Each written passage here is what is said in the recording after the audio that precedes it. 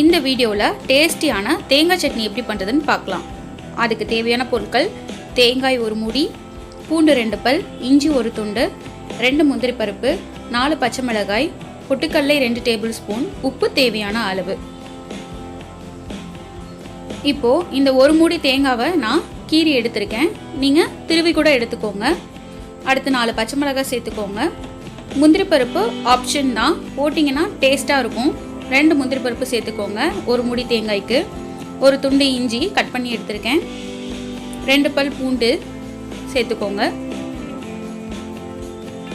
பொட்டுக்கடலை 2 table spoon சேர்த்துக்கோங்க. ஒருவேளை நீங்கள் முந்திரி பருப்பு போடலை அப்படின்னா ஒரு 2.5 நீங்கள் எடுத்துக்கோங்க பொட்டுக்கடலை.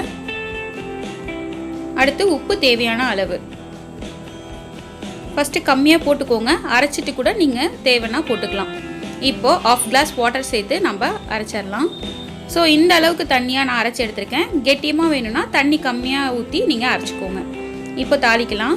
இப்போ எண்ணெய் 2 டேபிள் ஸ்பூன் சேர்த்து காஞ்சதுக்கப்புறமா கடுகு உளுந்த பருப்பு 1 டீஸ்பூன், கருவேப்பிலை 1 கொத்து, நல்லா பொரிஞ்சதுக்கப்புறமா பெருங்காயம் இருக்கு இல்லையா, அது 1 பிஞ்ச் சேர்த்துக்கோங்க. சேர்த்து நல்லா அதுவும் பொரிஞ்சதுக்கப்புறமா இப்போ நம்ம அரைச்சி வச்சுருக்கோம் இல்லையா, அதில் மிக்ஸ் பண்ணிவிடுங்க நல்லா. உப்பு பத்துதா என்னன்னு டேஸ்ட் பார்த்துக்கோங்க. பத்தலைன்னா நீங்கள் இந்த ஸ்டேஜில் ஆட் பண்ணிக்கோங்க. அவ்வளோதான், சுவையான தேங்காய் சட்னி ரெடி ஆகியாச்சு. இட்லி, தோசை, பூரின்னு நீங்கள் வச்சு சாப்பிட்லாம். தேங்க்யூ ஃபார் வாட்சிங். லைக் பண்ணுங்கள், ஷேர் பண்ணுங்கள், மறக்காமல் சப்ஸ்கிரைப் பண்ணுங்கள்.